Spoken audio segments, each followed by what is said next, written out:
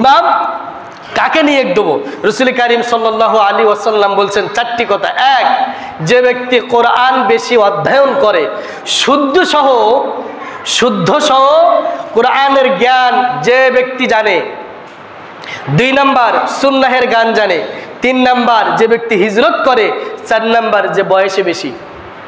কয়টি বিষয়? ইমাম হওয়ার যোগ্য ব্যক্তি হতে হলে রাসূল কারীম সাল্লাল্লাহু আলাইহি ওয়াসাল্লাম চারটি কথা হাদিস শরীফে উল্লেখ করেছেন। মুসলিম শরীফের হাদিস, নাসাই শরীফের হাদিস।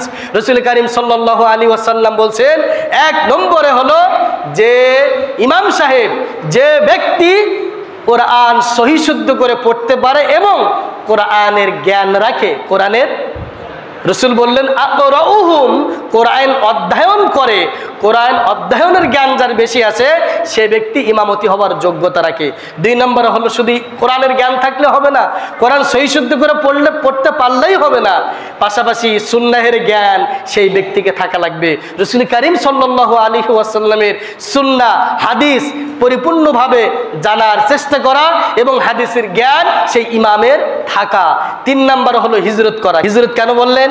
রাসূল কারীম সাল্লাল্লাহু আলাইহি ওয়াসাল্লাম ইমামতি হওয়ার, কোরআন এবং হাদিসের জ্ঞান থাকা, এটা ঠিক আছে, কিন্তু 3 নম্বরে নামাজের কথা কেন বললেন না? দাড়ির কথা কেন বললেন না? জুব্বার কথা কেন বললেন না? যাকাতের কথা বললেন না? হজের কথা বললেন না? সিয়ামের কথা বললেন না? ইমাম নিয়োগের ক্ষেত্রে রাসূল কারীম সাল্লাল্লাহু আলাইহি ওয়াসাল্লাম হিজরতের কথা কেন বললেন?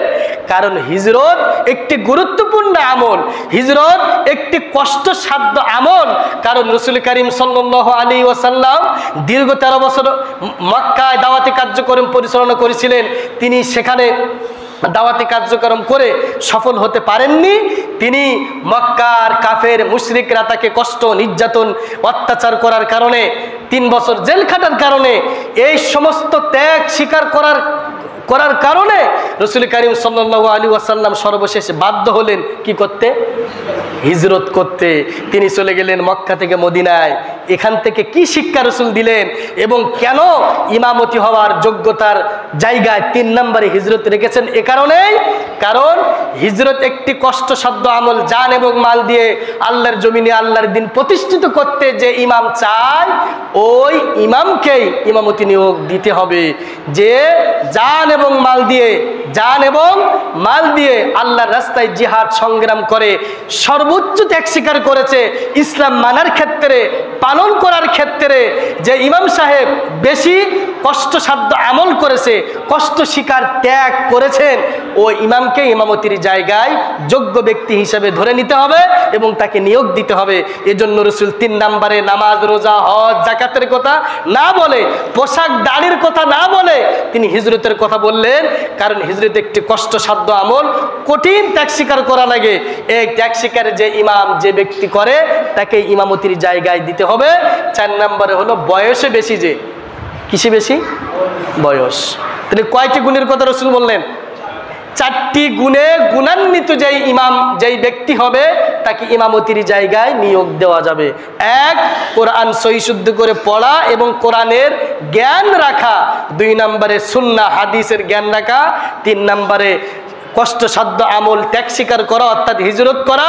4 নম্বরে হলো বয়সে বেশি হওয়া। এরপরে বললেন, এরপরে অনেক হাদিস আছে, এই 4টি বিষয় যদি পাশাপাশি থাকে, এই 4টি বিষয় যদি সকলের ভিতরে সমান থাকে, তখন অন্য আমলগুলি দেখতে হবে। তখন কি? অন্য আমলগুলো দেখতে হবে। এই 4টি গুণ যদি আপনি যাদেরকে ডেকেছেন সকলের ভিতরে 4টি গুণ আছে, তাহলে এবার কি দেখতে হবে? এবার দেখতে হবে আমলের দিক থেকে, পোশাক পরিচ্ছদ, বংশমর্যাদা, সম্মানের দিক থেকে, শিক্ষার দিক থেকে কে বেশি এগিয়ে, এগুলো দেখে তারপরে ইমাম নিয়োগ দিতে হবে। কিন্তু প্রধানত ইমাম নিয়োগ দিতে হবে কয়টি গুণ দেখে? সবাই বলেন, 4টি গুণ। এই 4টি গুণ দেখে ইমামতির দায়িত্ব পালন করতে হবে, ইমাম নিয়োগ দিতে হবে।